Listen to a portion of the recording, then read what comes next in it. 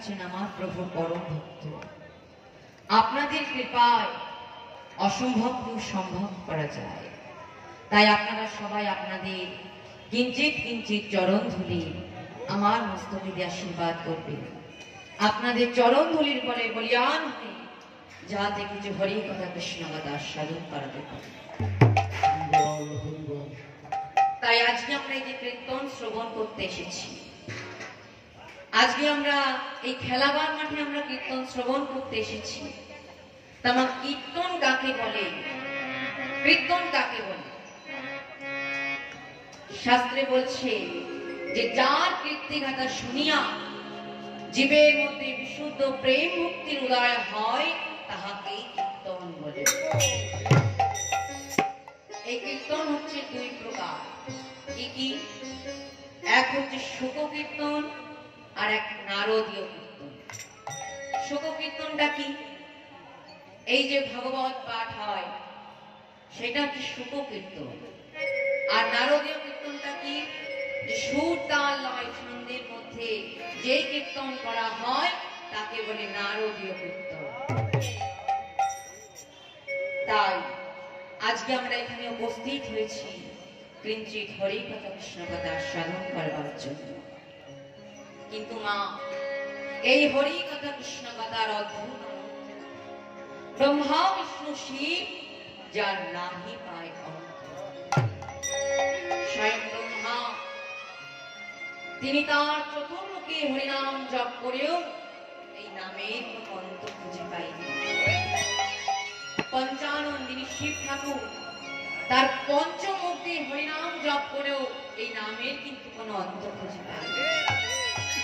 আর আমি এক সামান্য অধম মূর্খ পামুচ্ছি, আমার হরিকথা কৃষ্ণ কথা বলবার মতো কোনো জ্ঞানও নেই, বুদ্ধিও নেই। তাই আপনারা আপনাদের চরণ ধুলি দিয়ে আমায় আশীর্বাদ করবে যেন গৌর গোবিন্দ লীলা আপনাদেরকে আমি শ্রবণ করাতে পারি। আজকে যে লীলাটি আমরা সাধন করতে চলেছি, লীলাটির নাম হচ্ছে নিত্যানন্দ লীলা।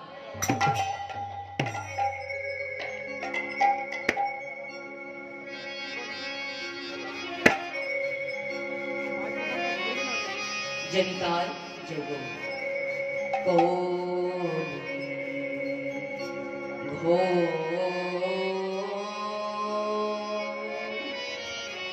कलि घन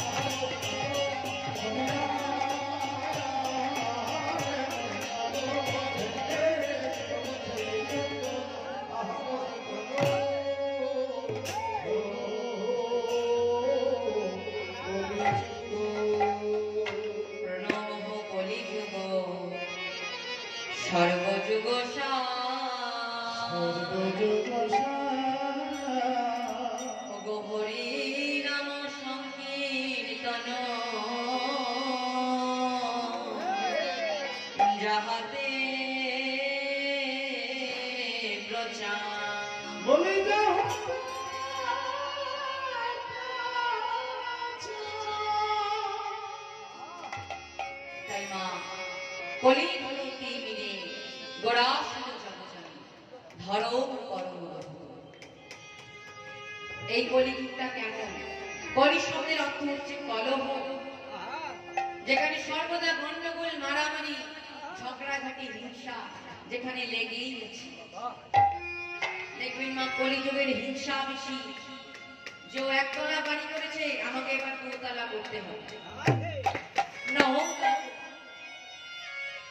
তাহলে কলি শব্দের অর্থ হচ্ছে কলহ, ঘোর শব্দের অর্থ হচ্ছে ঘন, আর তিমির শব্দের অর্থ হচ্ছে অন্ধকার। তার মানে ঘোর কলিকা। এই ঘোর কলিকালে কি হলো না, গৌর সুন্দর, পরম প্রেমী গৌর সুন্দর আমাদের মধ্যে অবতীর্ণ হয়ে এই কলিযুগকে উদ্ধার করে। তাই বললেই পদকর্তা যে আনন্দ লীলাময় বিগ্রহ হেমাবতী সুন্দরায় তস্मै মমা প্রেমরস প্রদায় শ্রী চৈতন্য চন্দ্রায়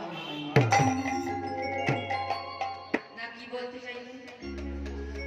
আনন্দ লীলাময় বিগ্রহ, তিনি আনন্দময়, লীলাময়, দিব্য সুন্দরায়, দিব্য তার রূপ, তার রূপের এমনই শোভা, একটা সোনাকে যদি 1,00,000 বারও যদি পোড়ানো হয় তবু তার যা উজ্জ্বলতা তার থেকেও যেন অধিক অধিক সুন্দর আমার গৌর। আচ্ছা, তিনি আনন্দময়, লীলাময়, তিনি দেখতে সুন্দর, তাতে আমাদের লাভ কি? তাতে আমাদের লাভটা না, তিনি আমাদের জন্য কি করেছেন? তস্मै মহাপ্রেমরস প্রদায়, তিনি মহাপ্রেম রস আমাদেরকে প্রদান করেছেন। যেটি গোলকে লুকানো ছিল, গৌর সুন্দরতে প্রেমের রতন, সেই প্রেমের ভান্ডার এই কলিযুগে যেতে সেতে প্রতিটি জীবের দ্বারে দ্বারে মিলিয়েছে। প্রতিটি জীবের দ্বারে দ্বারে গৌর সুন্দর নিজে প্রতিটি জীবের দ্বারে দ্বারে, প্রতিটি জীবের হাতে পায়ে ধরে গৌর সুন্দরী প্রেম মিলিয়েছে। তাই তার জন্য আমরা তার কাছে নেই। তাই কলিকালটা কেমন হবে একটু মন দিয়ে শুনবে। কুরুক্ষেত্রের যুদ্ধে জয়লাভ হওয়ার পর হস্তিনাপুরের সিংহাসনে বসেছে ধর্মরাজ যুধিষ্ঠির। এইবার যখন সিংহাসনে বসেছে, তাই একদিন তার 4 ভাইকে ডেকে বলছে, শোনো শোনো ভাই, তোমরা আমার এই রাজ্যটা কেমন চলছে, তোমরা একটু 4 জনকে দর্শন করে আসো যে আমার এই রাজ্যটা কেমন ভাবে চলছে। এবার 4 জন ভাই বেরিয়েছে পরপর। এবার প্রথমে কি দেখছে যে একটা গোয়ালা তার 7টি ভাণ্ডের দুধ একটা ভাণ্ডে ঢালছে, কিন্তু সেই একটা ভাণ্ড পরিপূর্ণ হচ্ছে। কিন্তু সেই একটা ভাণ্ডের দুধ যখন 7টি ভাণ্ডে ঢালছে, 7টি ভাণ্ড কিন্তু পরিপূর্ণ হয়ে যাচ্ছে। এই কেমন আশ্চর্য ব্যাপার! একটু আশ্চর্য ব্যাপার। কি হওয়া উচিত ছিল যে 7টি ভাণ্ডের দুধ যদি একটি ভাণ্ডে ঢালে, একটি ভাণ্ড পরিপূর্ণ হয়ে আরো দুধ পড়ে যাবে, কিন্তু সেই একটি ভাণ্ড কিছুতেই পরিপূর্ণ হচ্ছে। এবার এই দেখে 4 ভাই তো খুবই চমকে উঠেছে, যে কেমন হচ্ছে। তারপর আরো তুই যখন এগিয়ে গেছে, গিয়ে দেখছে যে একটা শিয়ালের মাথায় একটা বাঘ ছাতা ধরে নিয়ে যাচ্ছে। এটা দেখে তো আরো হচ্ছে। এবার আরো কিছু দূর এগিয়ে যখন গেছে, দেখছে কি যে এখন চাষি ফসল রক্ষা করবার জন্য চারিদিক বেড়া দিয়েছে, কিন্তু সেই বেড়ায় নিজে গিয়ে ফসল খেয়ে নিচ্ছে। এইরকম সব আজব আজব ঘটনা দর্শন করে 4 ভাইয়েরা রাজ্য প্রদর্শন করা হলো না। তাই যুধিষ্ঠির কাছে এসে বলছে, দাদা দাদা, জানো আজকে আমরা কি দেখে দর্শন করেছি? ভাই, কি দর্শন করেছো তোমরা? জানো দাদা, জানো আমরা কি দেখেছি? শোনো দাদা, আমরা প্রথমে রাজ্যে যখন বেরোলাম, দেখলাম একজন গোয়ালা 7টি ভাণ্ডের দুধ একটি ভাণ্ডে ঢালছে, একটি ভাণ্ড পরিপূর্ণ হচ্ছে না। কিন্তু একটি ভাণ্ডের দুধ যখন 7টি ভাণ্ডে ঢালছে, 7টি ভাণ্ড পরিপূর্ণ হয়ে যাচ্ছে।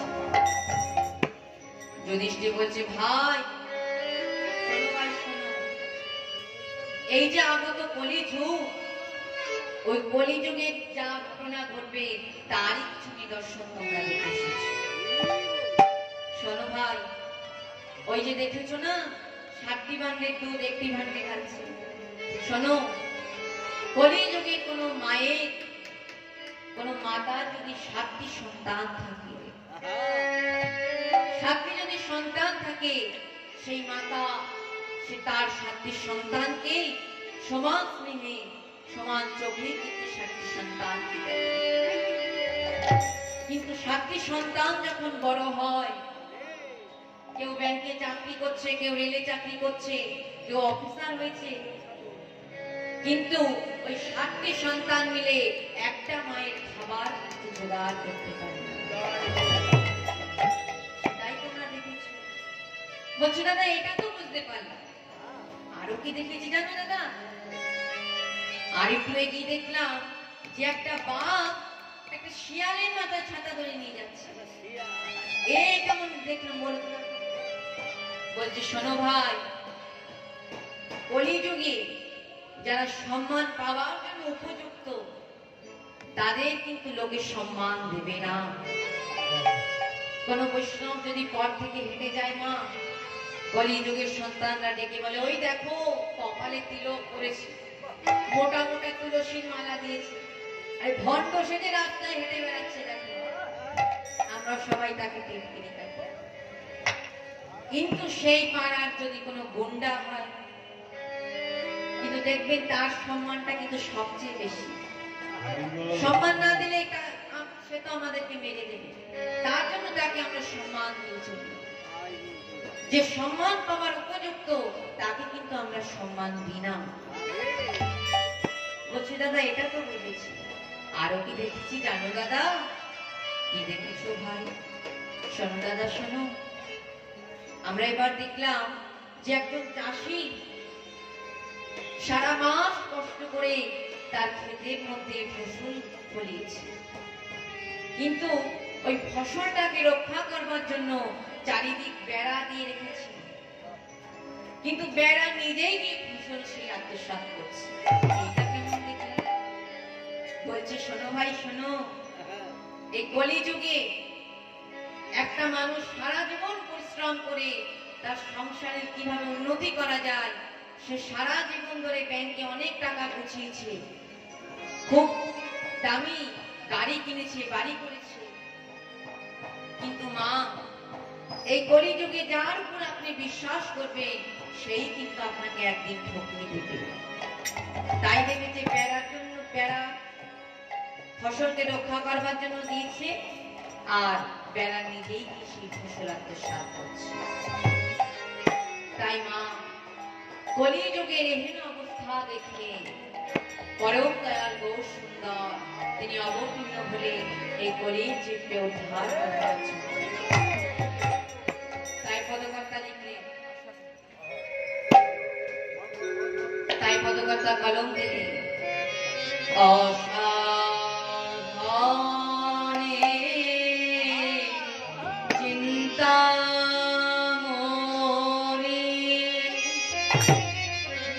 আমার বিধি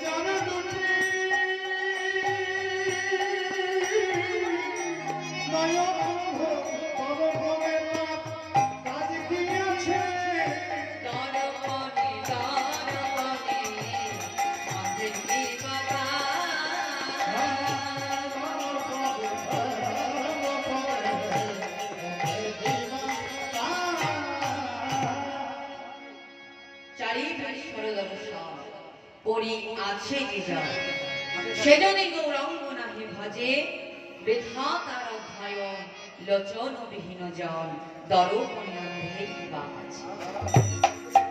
তাই পদকর্তা কি বললেন? চারি বেদ ষড়দর্শন, চারটে বেদ কি মা? ঋক, সাম, যজু আর অথর্ব। আর ষড়দর্শন সাংখ্য, যোগ, ন্যায়, বৈশেষিক, মীমাংসা আর বেদান্ত। এই হচ্ছে চারি বেদ আর ষড়দর্শন। তাই পদকর্তা বলছে যে চারি বেদ ষড়দর্শন অধ্যয়ন করেও কেউ যদি গৌর হরিকে না ভজে, কেউ যদি গৌরাঙ্গকে না চেনে, তার এই চারি বেদ ষড়দর্শন অধ্যয়ন করাটা বৃথা। তাই পদকর্তা কৃষির সঙ্গে তুলনা করেছে যে একটা অন্ধ ব্যক্তির সামনে যদি একটি সোনার আয়নাও ধরা হয়, সে কি তার নিজের মুখটা দেখতে পারবে? দেখতে কিন্তু পারবে না। তেমনি এই চারি বেদ ষড়দর্শন অধ্যয়ন করেও কেউ যদি গৌর হরিকে না চেনে, গৌর হরিকে না ভজে, তার এই চারি বেদ ষড়দর্শন অধ্যয়ন করাটাও তার বৃথা হচ্ছে। তাই পদকর্তা বলছি বেদ বিদাদুহ আজ কিছু নাহি জানো,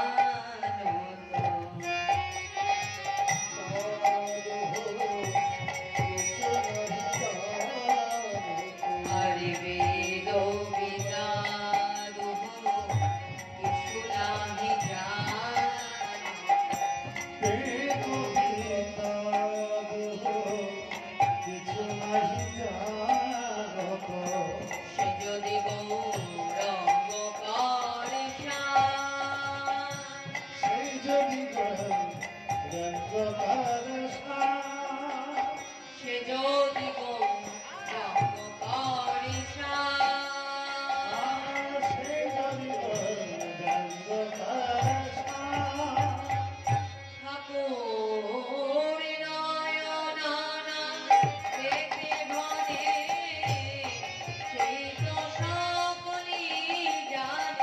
ঠাকুর নয়না পেতে ভরে সেই তো সকলি জানে, সর্বসিদ্ধি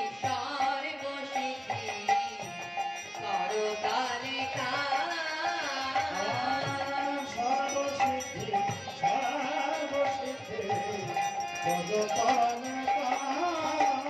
আর কিছুই জানতে লাগে না গো,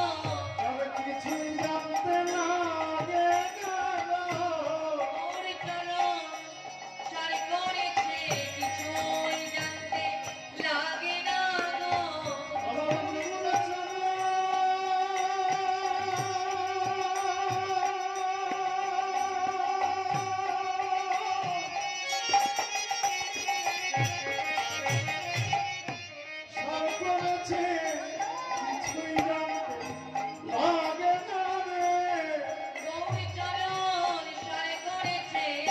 করেছে সংসারে আসল, সর্বসিদ্ধি করতালে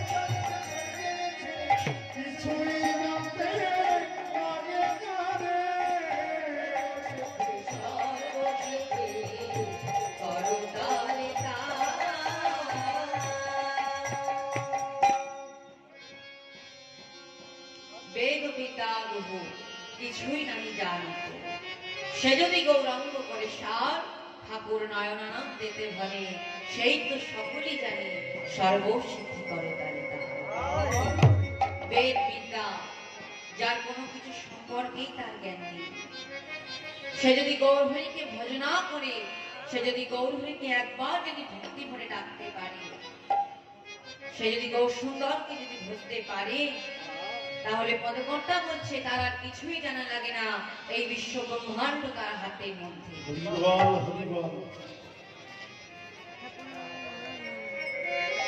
এই বিশ্ব ব্রহ্মাণ্ড তার হাতের মধ্যে। তাই কত কথা বলছি ঠাকুরে নয়